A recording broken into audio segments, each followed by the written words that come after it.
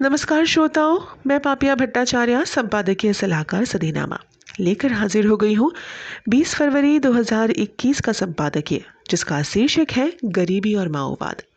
इसे लिखा है हमारे संपादक जितेंद्र जितांशु ने। दोस्तों, देश को भूखे लोग, दंगे फसाद की तस्वीर, टूटे फूटे घर से चित्रित करने वाले फिल्म और तस्वीरें सिर्फ दुनिया के सामने ही देश की तस्वीर को गलत नहीं दिखाते, पर देश की सरकार द्वारा कर रही सारी विकास के प्रयासों को भी नीचा दिखाते हैं, खासकर बंगाल में। और मज़े की बात यह है कि लोगों ने इसे मान भी लिया है।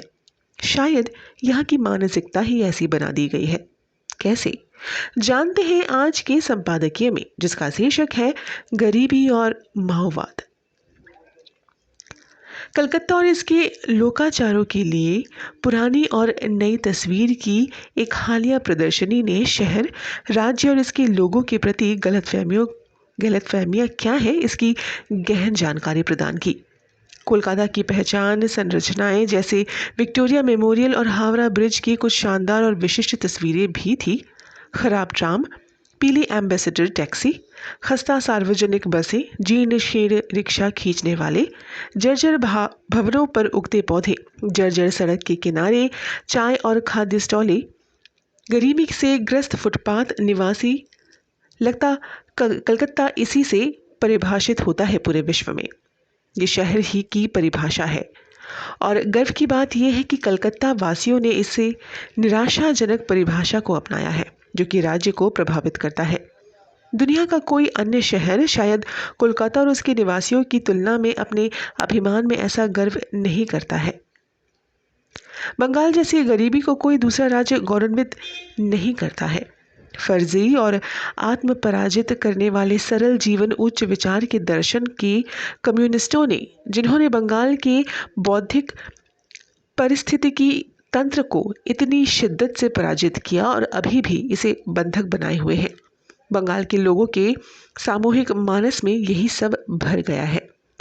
कम्युनिस्टों ने भी बंगाल के जनसमूह के सामूहिक मानस में धन और अमीरों के लिए गहरी घृणा को हवा दी। धनी को कुटिल और अनैतिक लोगों के रूप में देखा जाना, जो जनता का शोषण करके और उन्हें धोखा देकर अमीर बने।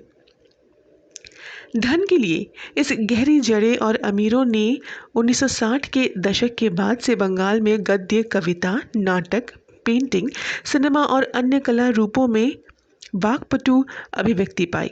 जब राज्य में साम्यवाद ने गहरी जड़ें विकसित करना शुरू कर दिया, साहित्य और फिल्मों ने धनी को गलत और गरीबी में अच्छाई और गुण को चित्रित किया। वामपंथी प्रचार मशीन इन रूढ़ियों को बनाने में सफल रही, जो आज भी बंगाल में जीवित है।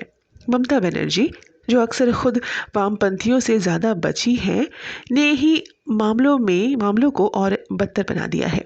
ये भी गरीब को गरीब रखो स्कीम में विश्वास रखती हैं। दरअसल बंगाल में कम्युनिस्टों ने तो 34 साल राज किया, लेकिन उनकी अवधारणाओं ने 44 साल राज किया है। बंगाल के लोगों को ये महसूस करना होगा कि धन उत्पन्न करने में कोई बुराई नहीं है, क्योंकि धन और समृद्ध सामाजिक, शैक्षिक और सांस्कृतिक उन्नति लाएंगे, जो राज्य को इसकी बहुत ज़्यादा आवश्यकता है। बंगाल को अंधकार और शोषण करने वाले कम्युनिस्ट सांचे से बाहर निकलना है, जो इतने लंबे समय जनमानस में फैलता रहा है।